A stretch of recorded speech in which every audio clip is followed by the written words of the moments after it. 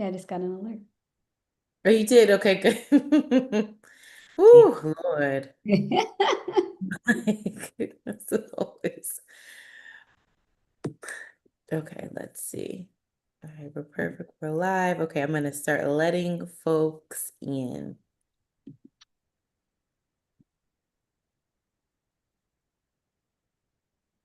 Hello, everyone. Thank y'all for joining us.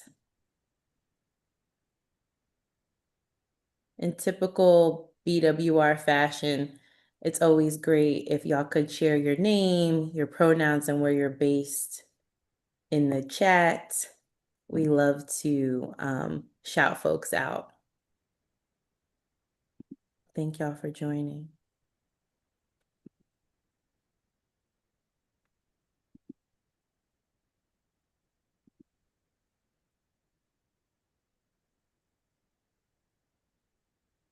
Welcome, welcome, folks. Thank y'all for being here. Hi, Tandi from Los Angeles. Thank you for being here. Hi, Professor C. Phipps from Brooklyn, New York. Okay.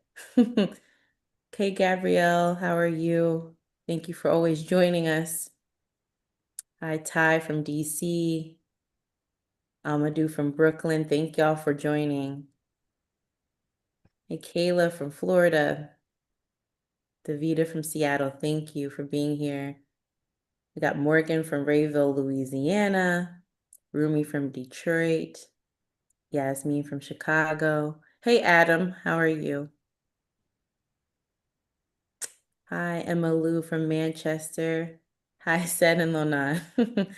Hi, Brian from NYC. Thank y'all so much for being here. We're just going to wait a few more moments and to let more folks in because we can't miss out on this wonderful teaching by Dr. Ashley D. Farmer now. Like, y'all got to get this goodness, okay? So we're going to have a few more moments. I'll wait a few more moments and then we're going to start the teaching. Oh, hi, Sylvia from Atlanta. Zach Williams from Baton Rouge. Okay. Cheryl Muhammad from Chicago. Thank you for being here.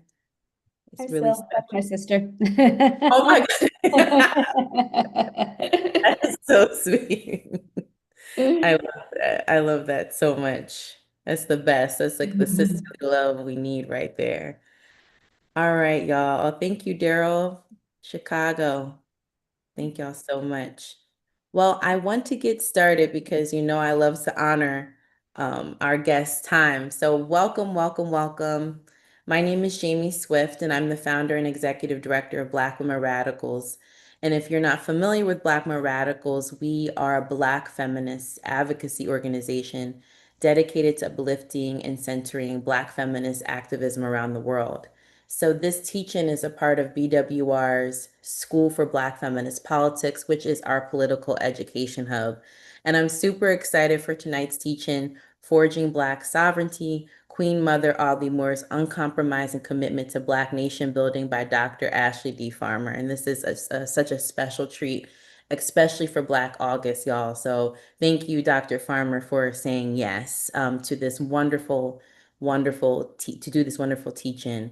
And so this teaching is a part of our Black Feminist Marronage series, which is inspired by the power, self-determination, and activism of Black women and gender expansive communities around the world, and is also part of our fundraiser to open a physical location for the School for Black Feminist Politics in the DC, Maryland, Virginia area. So if you believe in the power of Black feminist political education, please support our fundraiser, and I will share the link to the fundraiser shortly. So, without further ado, I want to introduce the wonderful Dr. Ashley D. Farmer. Dr. Ashley D. Farmer is a historian of Black women's history, intellectual history, and radical politics. She is currently an associate professor in the departments of history and African diaspora studies at the University of Texas at Austin. She is the author of Remaking Black Power, How Black Women Transformed an Era, UNC Press, and the forthcoming biography, Queen Mother, Queen Mother Moore, Black Nationalism, Reparations, and the Untold Story of Audley Moore, Pantheon. Farmer's scholarship has appeared in numerous venues, including the Black Scholar and the Journal of African American History. Her research has also been featured in several popular outlets, including Harper's Bazaar, NPR, and Teen Vogue. Her next book project is Watch, The Black Women Tracked by the FBI, A History of the Rise and Fall of COINTELPRO through the eyes of the Black women J. Edgar Hoover hunted. Dr. Farmer, you stay busy, okay? All So right. thank you so much for leading this once again, and I pass it off to you. And also, I will share the biography, the link to the biography on Queen Moore in the chat. So please make sure to purchase. So I kick it off to you, Dr. Farmer. Thank you. Okay, great. Thank you for that wonderful and warm introduction. Before I get started talking about Queen Mother Moore, which I'm very excited for all of you to be here today, I do want to give another shout out for the Black Women Radicals School of Feminist Politics. I'm wearing my old school Black Women Radicals shirt. I have been a fan of not only Jamie, but Black Women Radicals and its community that it's brought together for years now. And I know many of you are here because of the great work that Black Women Radicals and the community does. So I really want to encourage you to take a moment and scan that QR code and offer something in exchange for all the greatness that Black Women Radicals gives us by offering a donation to help build a brick and mortar school in the DMV area. I cannot stress enough what a beautiful community that Black Women Radicals has cultivated online and how much we need a physical space like this right now and in the times ahead. So please take a moment and give 5, 10, 15, 20, whatever you can to support more of this programming, but also a physical space for us to all come together. So as Jamie said, I am Ashley Farmer. I'm a historian of Black women's radical politics. What I am expressly interested in and what you will learn about today is not just what Black women radicals said, but also what they thought about the world. I've spent all of my career thinking about their emancipatory dreams, their radical freedom dreams, how they express them, and how that shapes the world around us today. I've found that the best way to keep my political imagination broad and remind myself that there is always another way we can do things is by looking to these incredible women and their freedom dreams. So in my first book, Remaking Black Power, I talk about how Black women did that across a range of organizations during the Black Power movement. In that book, you'll find really great stuff about Black women who were artists, who were poets, who were organizers and intellectuals, talking about how to shape the movement to be more gender inclusive. And then, of course, my more recent book on Queen Mother Audley Moore has been a labor of love. I should say that I got into this work on Queen Mother Moore, which I've been working on for the better part of a decade, because almost every woman that I talked to when I was writing Remaking Black Power mentioned Queen Mother Audley Moore as a moment in which they came into their political consciousness by hearing her speak or by hearing about her words of reparations, which we're going to talk about today. And I was stunned to find that she could be such a mother and a molder of a movement, but have virtually nothing written about her, especially for someone that lived for the better part of 100 years. So I'm really excited to get started in talking about that today. So I think some of you are here probably because you are already Queen Mother Moore fans. If you are, I'd love for you to check out the book. You can scan and pre-order it now. And if you are new to learning about Queen Mother Moore, I'm hoping by the end of the hour you will be a big fan and you will be excited about learning more about her life. The biography that I've written is a cradle to grave biography. So it starts, with her parents and ends with her passing in an epilogue. So I'm going to give a few details today, but she lived a really rich and exciting life that I can't wait to tell you all about. So I want to start by talking about who her people were, or as Queen Mother Moore would often say, my people enjoyed great, great respect. Queen Mother Audley Moore was born in New Iberia, Louisiana, to these two people that you see right here, Ella Johnson Moore and Saint Cyr Moore. And what we know about Queen Mother Moore's upbringing is that it was different from a lot of Black people that came of age around the turn of the century. St. Cyr Moore, who you see here, was enslaved in New Iberia, Louisiana. For those of you who don't know, that's about 2 hours outside of New Orleans, and was the product of the slave master and one of his slaves. And so he had a very different upbringing and a very different disposition to life. He came of age in the 1850s and 1860s as the Civil War and Reconstruction developed. And he was somebody who tried to make a name for himself in Louisiana as a Black man. On the other hand, you had her mother, Ellis Johnson Moore, or Ella Johnson when she was born, who was by any estimation a very fancy or well-off woman. She came from a generation of free people of color. She would have been called Creole, where she grew up in Louisiana. She was educated. She was a member of the Catholic Church, as many Black folks were in Louisiana at the time. And she also spoke French and had traveled widely. So Moore came from people who certainly engaged in respectability politics, people who had pulled themselves up from the bootstraps after slavery. And this really set the tone for her younger life as a child growing up both in New Iberia and in New Orleans. So I love this quote of a bourgeois little stinker because I think it best describes Queen Mother Moore's childhood. And it really is something so radically different from the person that many of us know today. So Moore was born in New Iberia on July 27th, 1898. And her mother was the third of St. Cyr's wives. So there was another one that died, one who committed adultery, who he divorced, and then he met Ella and married her. So Ella was very much younger than St. Cyr, but took to being the third Miss Moore with Mrs. Moore with aplomb. She quickly had three children: Audley, who you see here, Eloise. There was a boy, Charles, who died, and then the youngest Moore sister, Loretta.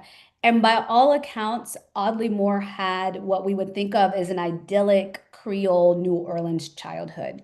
She was dressed in the finest garments. Her parents owned their own home. Her father didn't work for a white man. He owned his own livery business and stable with horses. Her mother did not have to work. They were prominent members of their local Catholic church. And she and her two sisters were educated at an all-Black Catholic school for girls, a private school. So Moore always tells this story that she was basically going to be what she calls a bourgeois little stinker. And by that, I mean that she was being raised to be a respectable upper class Black woman, not the woman that she became ultimately for most of her life. Um, she tells stories of having maids clean her homes. She tells stories of her parents buying a pew in the Catholic Church as a sign of their wealth. And her family was also the member of various social and fraternal societies that the elite Blacks and elite Creoles of New Orleans were a part of. So her life was set on a course where she was supposed to be maybe among, say, Du Bois's talented 10th, but everything changed after first her mother died when she was about 5 years old, and then her father died when she was a teenager. So Moore was orphaned at 19, and St. Cyr, her father had two sons who got all of the money and kicked her and her two sisters out of the house immediately. And so this girl who went from going to balls in the evening and cotillions and living the high life basically had to become a domestic worker almost overnight to support herself and her two sisters. She eventually quit school. She only made it about to the third or fourth grade in order to work, in order to keep a roof over their head, and to try to keep her younger sisters in school. And somewhere along the way, she met a seaman named Josiah Spraggs.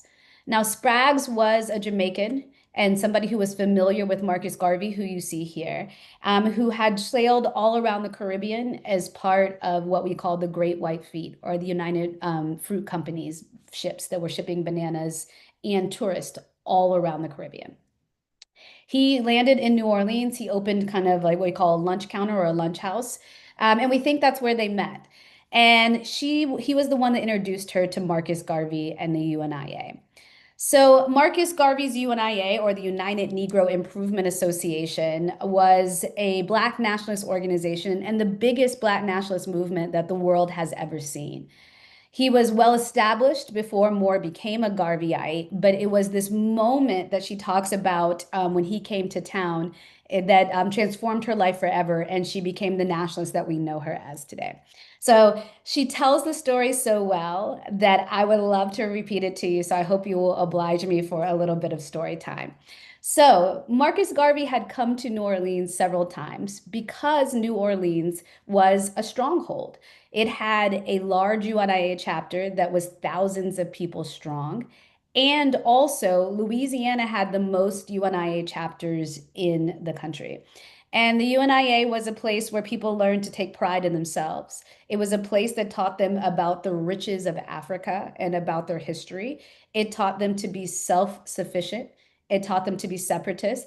And it gave a sense of community and pride for everyday Black people for whom integration really wasn't working. So on this evening, when Marcus Garvey came to New Orleans, the mayor of New Orleans wanted none of it because he knew that it was going to rouse thousands of Black people in the city to action.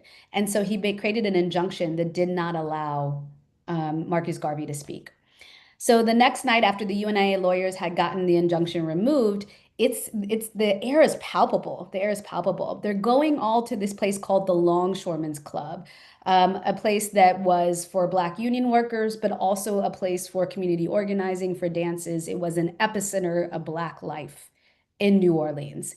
And as Audley is going in, she's hot because not only is it just the thick of a Louisiana summer, but she's got, so she says, a gun in her bra, another one in her pocketbook, and then she and her husband are also carrying along a set of bullets, right?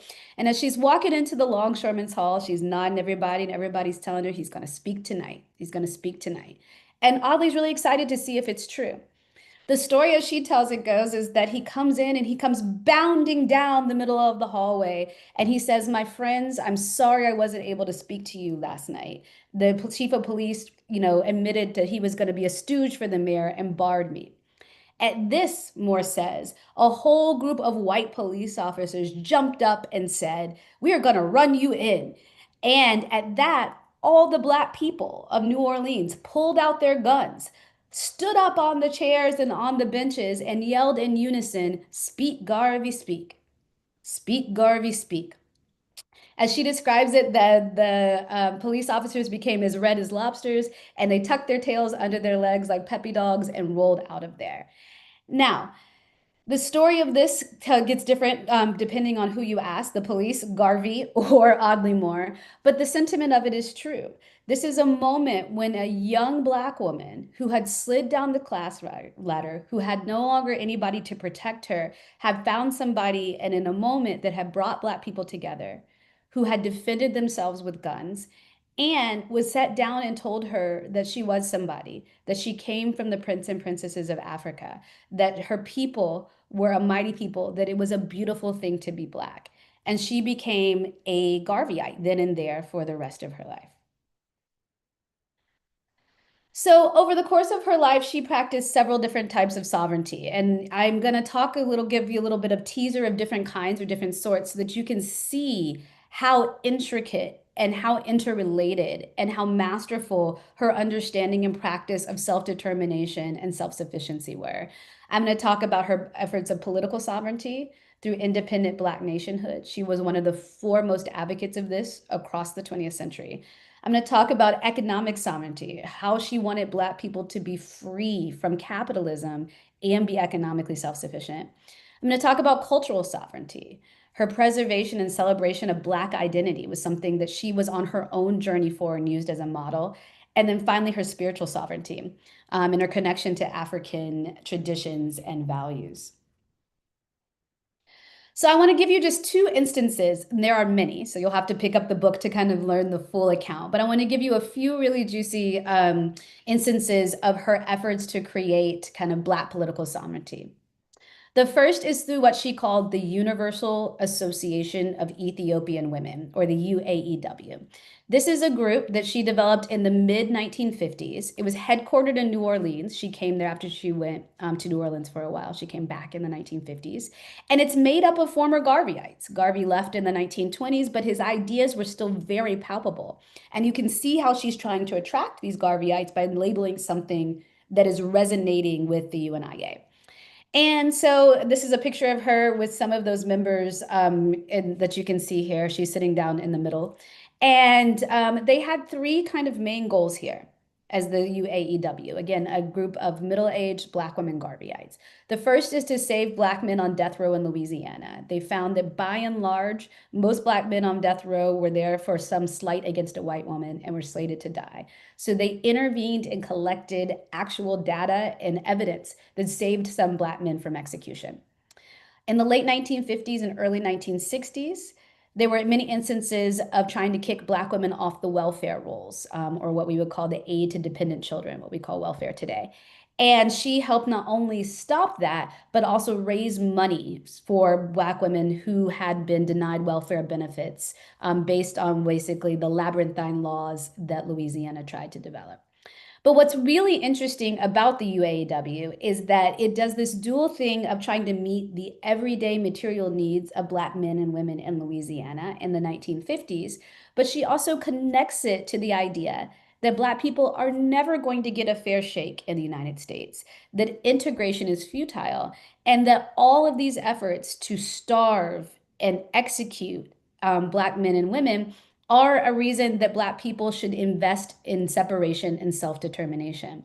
And one of the things that she does while she's organizing for the everyday needs of Black people in Louisiana is pass around a pamphlet with the idea for an independent Black nation. So I want you to imagine at the height of civil rights, in a moment when we're about to get the March on Washington, in a moment where we're getting Birmingham and Albany and all these places where people are talking about integration now, Audley Moore has already decided that that's a futile effort and is working to kind of connect everyday organizing to the idea of Black nationalism. Another instance of her political sovereignty is with the Republic of New Africa. So by this time, it's the late 1960s, and it's Detroit in 1968. And a group of Black folks have come together to try to think about what it might actually look like if we were to form an independent Black nation. And Moore is central to this idea, one of the most successful efforts for Black people to do this in two ways. First, she serves as an advisor. By this time, 1960s, she's older. She was born again, remember, in 1898. And she has had all this experience trying to develop different ideas of a Black nation, including that document that I was telling you about with the Universal Association of Ethiopian Women. Folks in the Republic of New Africa take their ideas and seize upon it and create a Declaration of Independence. And I want you to imagine that there are 500 folks sitting in Detroit talking about forming an independent Black nation, and they roll out a Declaration of Independence. People start kind of shifting in their seats. It's one thing to talk about this utopian vision. It's another thing to put yourself behind it. So as the story goes, after they were waiting for people to sign it, she is one of the first to walk up. She holds her hands in the air and says, "Hallelujah, I have lived to see the day," and signs her name. In addition to that, she is helping develop the infrastructure of it. She's helping them think through, how do you fund such a thing? What is the spiritual or kind of religious ethos of a separate Black nation? When do you organize versus when do you actually go and try to buy land and begin to build your nation? She was seen as an advisor in this place, and she was also one of the people that formed kind of the first set of leadership for the Republic of New Africa. Many people that were engaged in it then and now credit her and her kind of keeping these ideas about Garveyism and political sovereignty alive in order to make it possible. I also want to talk briefly about her economic sovereignty. So when Moore was in the 1920s, so after she had met Josiah Spraggs and become a Garveyite, she had moved to New York for a while, and this was common. It was the Great Migration. So she's in New York at the height of the Harlem Renaissance. She goes to New York because she wants to be a part of Garvey's movement there and for better opportunities. But as many of you know, Garvey is deported by 1929 for mail fraud. That's how they always get us. And so there's this kind of gap where his organization was, and the Communist Party comes and takes its place. And the reason why they are so popular, particularly, but not exclusively in New York, is that they fight for the everyday struggles of Black people during the Great Depression. They believe in equal rights for Black folks and tie economic realities to civil rights. But they also claim that Black people are a separate nation bound together by their shared history, culture, and language, and have the right to secede from the United States in this bottom corner, which we call the Black Belt, which you see on the screen right here. And Moore literally says, well, this kind of sounds like what Garvey was talking about. And so she joins the organization in the absence of having a big infrastructure of the UNIA. And here is where she really gets her class analysis. She learns about the science of capitalism. She understands how whiteness and capital come together to further degrade not just her people, but the working class whatsoever. And it's also a moment where she really just learns to struggle. She says that at the UNIA, it was more meetings, learning about your history, but every day as a member of the Communist Party, she was out pounding the pavement at protests, helping women who could not feed their children, helping organize for legislation for Black people, helping people become self-sufficient. So it's really through the Communist Party that she understands that capitalism is a big part of the problem, not just racism. You really start to see her have a holistic analysis. And it's from that kind of understanding that Black people are never going to get in head in capitalism, or her better understanding of what we might call racialized capitalism, that she starts the modern reparations campaign. With the UAW, she begins researching reparations because she realizes that there's going to need some sort of money, not only to right the past wrongs that Black people have experienced, but also, if there's any shot of us actually creating a separate Black space, you're going to need capital in some form or fashion to help develop that and help a Black nation form.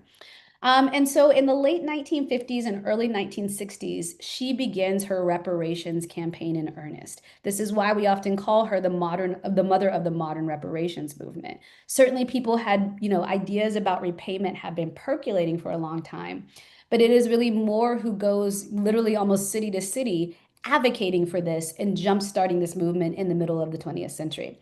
She authored a pamphlet in the 1960s, which you see right here, called Why Reparations. It's one of the most foundational texts of the modern reparations movement. And part of it lays out the many different instances historically, globally, and within the United States that people have been paid reparations. It also makes a claim for or an offer of how reparations might be distributed. It's one of the many iterations that she came up with in her time. And she took this from place to place to place to get people interested in reparations. And it took off in several different places. And I'm going to give you two examples of how this worked, both from California. So you can kind of see how broad and capacious her ideas of economic sovereignty were and how they took root. So one was a group called Reparations Committee, Inc. It is based in Los Angeles. It's funded and founded by a group, a couple named Pat and Sanford Alexander, who run the Herald Dispatch, a national Black newspaper at that time, but also were Garveyites formerly. So you see the connections there. And they file a class action suit for reparations in 1962, but it's also a kind of a very middle class oriented understanding of reparations. And by that I mean that they're having teas and luncheons, and infiltrating spaces, social clubs to get Black people involved in reparations, but also that their goal is not Moore's goal. Their goal is not to separate from the United States, but rather they see reparations as a conduit or a gateway to full equality for Black folks. But nonetheless, because Moore was open to all the different ways that her work could be interpreted, she did work with Reparations Inc. And one of the ways they raised money was by selling her pamphlet about reparations. In contrast to that, another group took on her reparations advocacy, and that was the African Descendants Nationalist Independence Partition Party, which we often shorten to ADNIP. And it's based in San Francisco, so just up the way in California. And they take her idea of reparations and use it to think about how it might be the seed money or foundation for a separate Black nation.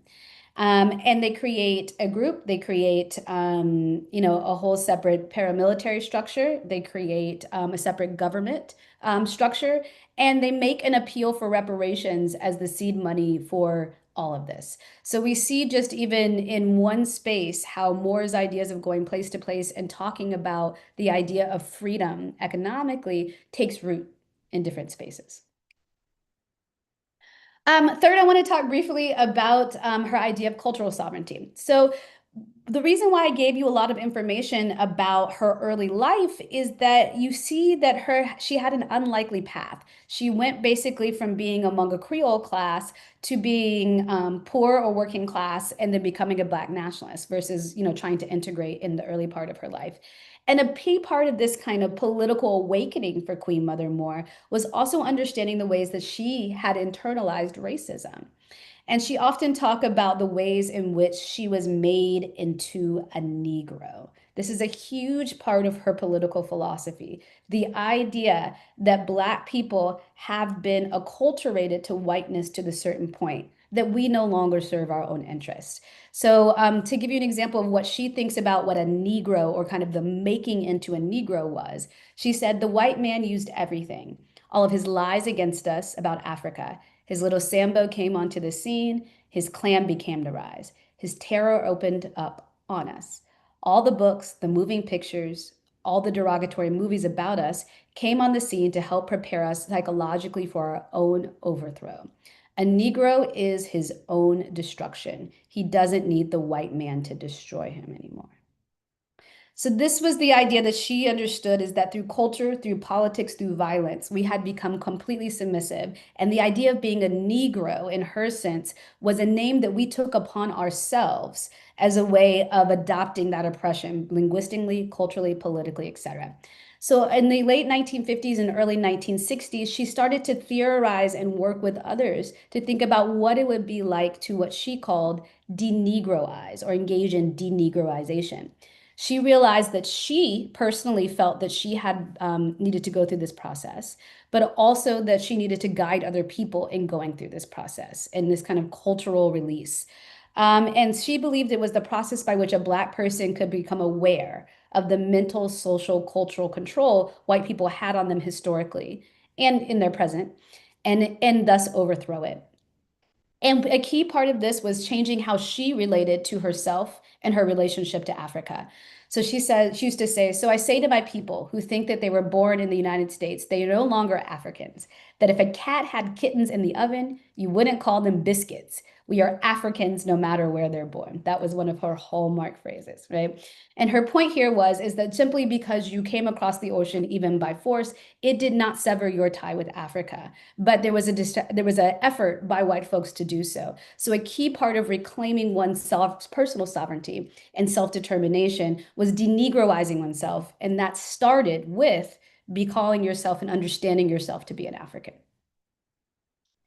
And then finally, because I'm going to take a moment to wrap up soon, so we have plenty of time for questions and answers, I want to touch a little bit on her spiritual sovereignty.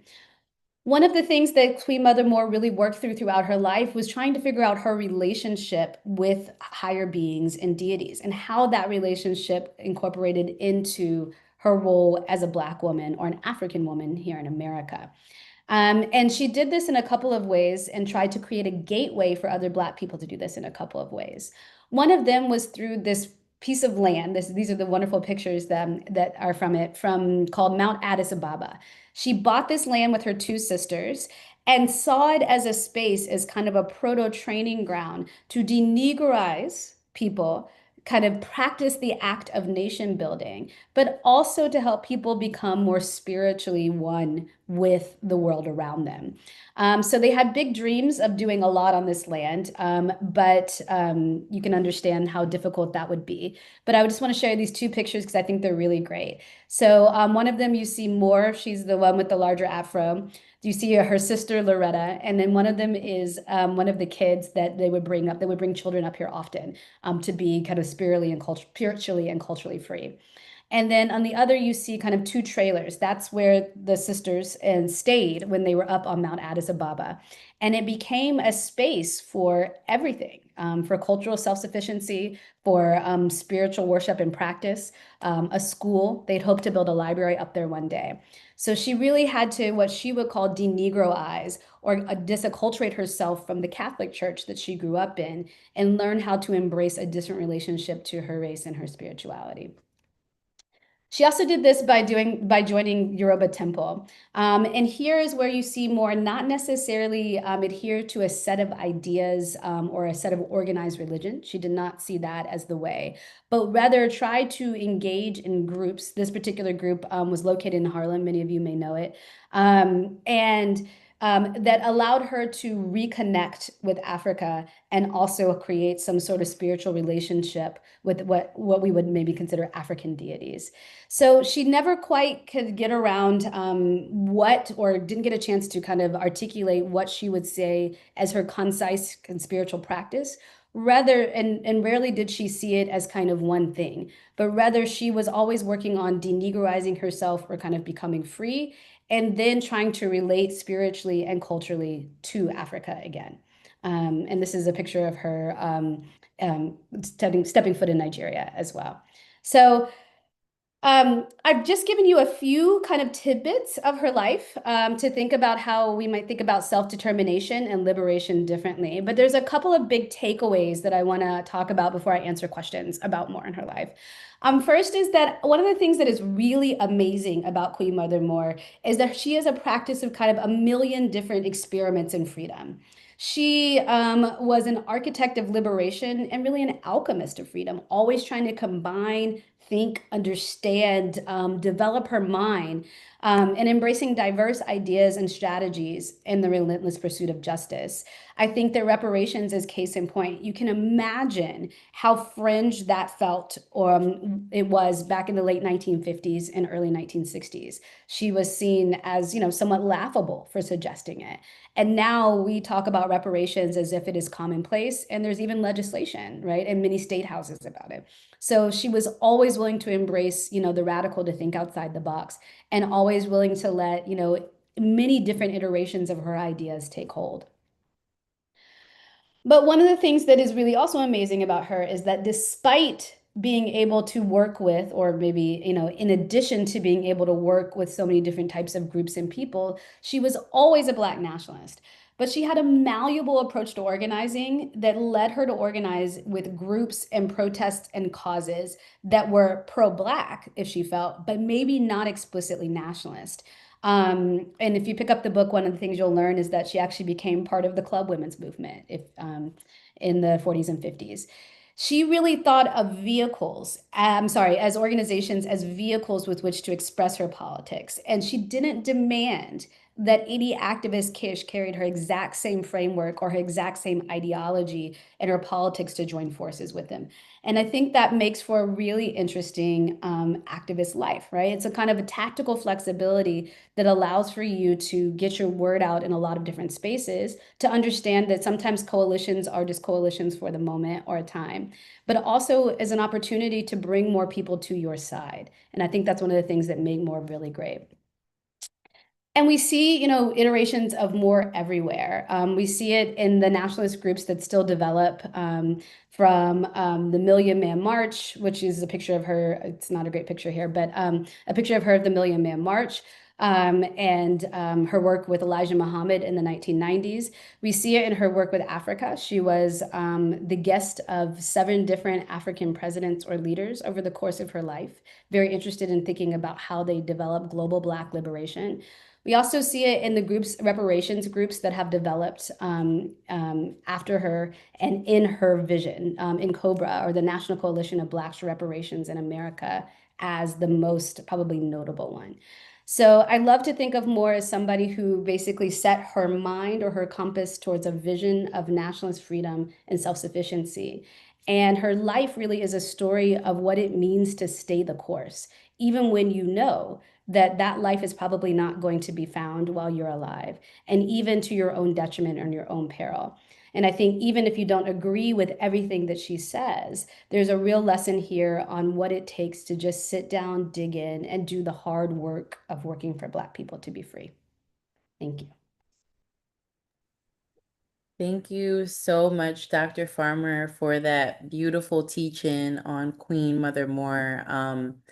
Just her radical life, leadership, and legacy. And I see a comment here in the chat. Uh, Gabrielle said she's a beautiful example of what a radical imagination looks like. Mhm. And so I really it was thorough. You're thorough and busy, Dr. Farm. Okay, like I said before, and also I shared in the chat, please, please, please purchase this amazing biography on Queen Mother Moore, and also delve into, like, it was really interesting what you said, how it was laughable how she was advocating for reparations, and look at like where Mhm. we are today. And so I hope that we continue to articulate and advance these visions of freedom, like you said, even if we may not be alive to see it, just like Queen Mother Moore. And so thank y'all so much. Like I said before, we are gearing up to have a Q&A section of or portion of the teaching. I also wanted to share again, please purchase the biography on Queen Mother Moore, and please support the fundraiser for the School for Black Feminist Politics. And so we have a couple of questions here, and I know we'll have some more, but the first question is, did working on this book and engaging with Queen Mother Moore's life and work on such an intimate level transform or expand your own personal politic? If so, how? Wow, what a great question. Absolutely. I think that when I encountered Queen Mother Moore, I only knew probably about her later life, like when the 60s and 70s, when she was much older and much more established. So I learned, I became more convinced that she had the right assessment of the relationship of Black people to this country. I think that she saw America in many ways as a failed project for Black people far before many other people did. And I think that is, ringing true, particularly in this moment. It made me far more of an advocate for reparations. I saw how what seemed like perhaps great in theory, but hard to actualize. I saw her experiment. I saw her, try different things. I saw her work with different groups to try to figure that out. And it has led me to be supportive and work with other groups that I think are tackling it from multiple different vantage points. I also think that one of the things that I learned about Queen Mother Moore that is really interesting is, in my mind, my understanding of reparations was very limited to payment. And I think that's certainly one form. But the kind of apology and the healing of the cultural rupture and it being a conduit for Black people to come together was also a key part of her philosophy and understanding. It wasn't just, here's your paycheck. We're sorry we did this to you. So I have a far more expansive understanding and view as well. But mostly, like I said, it reminds me that she's just a great example of reminding me that I have a set of values or politics, and the goal every day is just to try to close that gap between my values and my actions, and that is a slow and purposeful practice. It's not, going to happen in one stop shop.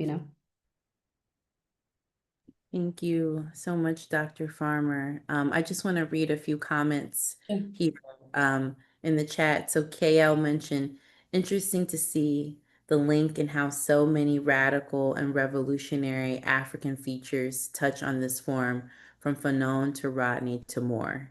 Mhm. And then we have here, um, as someone who was born and raised in New Iberia, Queen Mother Moore's name was always on the list of famous people from the town, and knowing more of her story was one that always interested me. Thank you, Dr. Farmer, for your continuous work to bring Queen Mother Moore's full life and legacy not only to academia but to general public's awareness. So Can I also share a moment about that? Thank you so much for joining us as somebody that's from New Iberia. And part of researching this book, I have gone there several times and worked with the New Iberia African American History Association to put up a marker of Queen Mother Moore. And one of the things that was amazing about that was that we got to take her son and her grandchildren to New Iberia for the first time to put up that marker. So in the process of writing this book, not only have I gotten to know and enjoy her family more, but it's also, I think, given them a new appreciation because they had not been able to kind of know that part of her life before.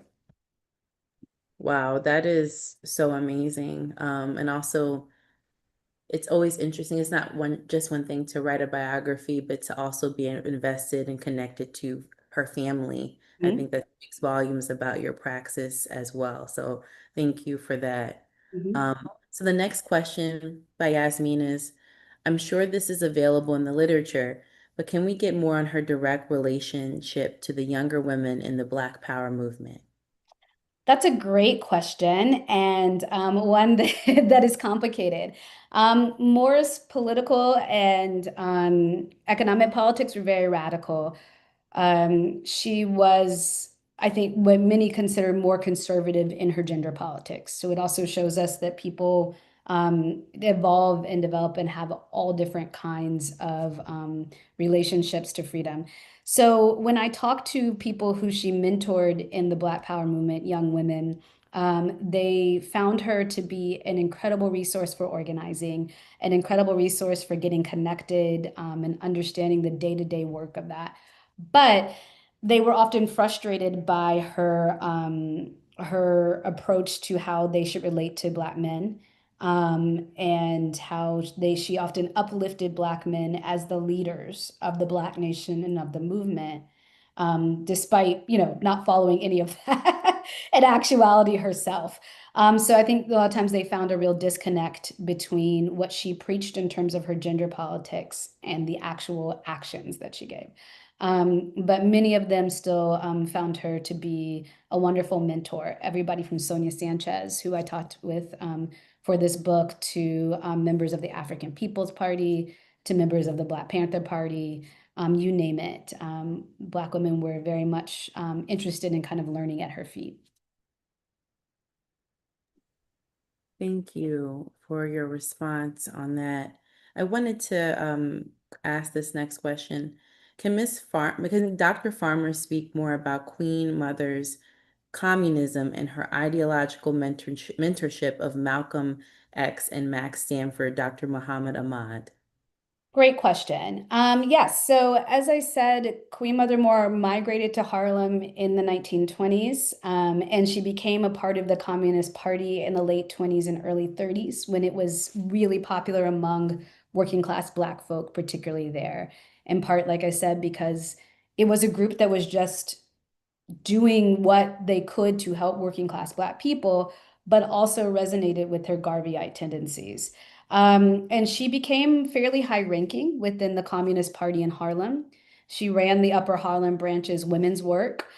She was a member of the state commission, and she did everything from fundraise to organize protest to engage in actual kind of rent strikes, and also advocating and even running for office, local office, as a Communist Party member. So she was fully entrenched. But she broke with the Communist Party in the 1950s because she decided that they really were not dedicated to Black freedom. When she saw them retreat from the idea of Black nationhood and supporting the Black working class, that is when she made her exit. So again, when I was talking about it being sort of a vehicle for her, she took what she could from it. She used it as a way to organize on behalf of Black people, but she was not so beholden to it that she would not leave. Um, as far as Malcolm X, she says that she met Malcolm X at an open air market in the 1950s in Harlem. It has, from the folks that I interviewed for the book, they tell me that he visited her home often, particularly in Philadelphia, when she lived in Philadelphia in the early 1960s, as he was traveling around and setting up temples for the NOI. He found her to be somebody who taught him a lot about Africa. He found her to be somebody that had introducing the idea to reparations to him for the first time. She felt that he was bright, but being hindered by the Nation of Islam, and wanted him to have more freedom to speak and move. And that's something that she felt like she was just coming into his own when she died. Same with Muhammad Ahmed, also met him in Philadelphia as he was a young organizer with the Revolutionary Action Movement. And as he tells it, he was scared to death of her at first, in part because he had heard that she was a communist. And growing up during that time, that was something you didn't want to touch or be. But over time, they developed a wonderful mentor-mentee relationship where she gave him, a real science and understanding of racialized capitalism, helped him understand the lessons that she took from the Communist Party about class analysis, and helped him set up groups like the African People's Party, helped become a mentor to the Revolutionary Action Movement, and really brought up a whole new generation of young Black organizers in Black nationalism. Thank you, Dr. Farmer. And I just wanted to read a comment. I live in Baton Rouge, Louisiana, and I've gotten to go visit the marker. I thank you for your work because many people throughout the state don't know much about her. Excuse It me. makes me so excited. That is so amazing. I wanted, I'm going to read this one. Amazing talk, Dr. Farmer. Been reading your work since graduate school, so it is great listening to you. Thank you for your time and work. My question to you is this. Did Queen Mother Moore articulate a position on the Gullah or Geechee or Gullah Geechee peoples in her political work? We know people like Septima Clark and others are from the Low Country and in particular the South Carolina Sea Islands, but curious about discussions around the Low Country. I think of Queen Quet now and the Gullah Geechee Cultural Heritage Corridor and many of their fights for their land and autonomy for generations. Thanks. What a fantastic question. To my knowledge, I did not see her necessarily articulate or make that connection. I've not found any writings, any speeches to that effect. That being said, it doesn't mean that she did not know about it. One of the things that I didn't mention, but is perhaps important to also understand, is that there's no archive for Queen Mother Moore. Her papers are nowhere. Her family has very little about her. There is no kind of centralized place where you can go and parse through her life in this way. So some of that may have also just been lost to history. It is, I kind of characterize her as somebody who was a thinker on the go. She wasn't sitting down and writing long treatises. She was scribbling notes on the back of something before she gave the speech. She was also a poet. She would often write poetry in the middle of a protest as a form or format. But I say that to say is that just because I did not find any kind of quote unquote physical evidence of that doesn't mean she was not a supporter. Or it may have also be there, but just been lost to history in that way. Thank you. And while to have no, like, I have a question. I'm Yeah, a yeah, of course, yeah. leave the platform and use my little privilege here, okay? But how long did this biography take you to do if there was no archival information on her? I'm like just curious. It's amazing. Well, I mean, so, let me say a couple of things. Like, there's always something there, right? Yeah. One of the big mistakes or misgivings about Black women, and particularly radical Black women, is that just because, we weren't, they don't have their stuff cataloged, they must not be important, right? Really, it's just a lot of it is strewn everywhere. There are stories abound about where some stuff is that I was never able to find, from like, some people stole it, to people are wearing it when you walk down the streets of Harlem, to it's buried in New Iberia. I mean, real national treasure stuff. But it is there. You have to know where to look. That being said, this has been a labor of love for about 10 years or so, from, kind of first learning about more and realizing that there wasn't any kind of, written things written about her onto, the biography that you can hold in your hand. So a long time. And it's here, and thank you for your labor of love and care, um, with this process. You gotta party or do something, okay, after this. We're going to wrap up in a few moments, but I want to like put two questions together because they're very similar. So someone asked, what happened to her and her sister's land? Is Mhm. the dream still being realized? And then someone else asked, whatever happened to the Universal Association of Ethiopian Women? Are they still organizing or active?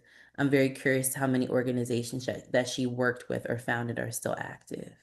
Great questions. The land eventually went away because the family did not pay the taxes on it. One of the things that is um, complicated in activist relationships is that, sometimes our families share the vision of where things should be, sometimes they don't. And that sometimes is difficult to navigate. The Universal Association of Ethiopian Women dissipated. It was not a very large group. I would say that the legacy, though, of other groups, particularly like the Republic of New Africa, or groups like Reparations Inc. or ADNIB live on in current iterations of, say, the African People's Party or in Cobra or others. So a lot of times what you will see is members of some of these groups morph with new members and new converts and create new organizations. So it's a real, I like to think of it as kind of a spider web that emanates out. And, one organization might end, but people pick up those ideas and take them somewhere else. Beautiful, beautiful. Well, we could ask you questions all day, Farmer, but it is a school day and we have to wrap up. Yes, understood. It's not a school day quite yet. I guess the semester hasn't started, but still, I really do appreciate you for, once again, this labor of love, for wanting to do this teaching for the School for Black Feminist Politics, for wearing the OG Black Men Radicals. I can't even find mine. So I'm like, I've kept it. I've kept it. and just being a supporter of Black Men Radicals in the school. And once again, y'all, please, I put in the chat, purchase the forthcoming biography that will be out soon, pre-order it, of Queen Mother Moore. And so just like in the comments, people are saying thank you. This teach-in will be available on Black Men Radicals YouTube. So please don't harass me about it. People have already been asking me about We're it. making it open for the people. Yes, so please don't hurt me. It was going to be available. And yes, thank you so much, Dr. Furman. Also, please, if you can, support the physical location, to the fundraiser, to open a physical location for the School for Black Feminist Politics so we can have these teachings in person with Dr. Farmer.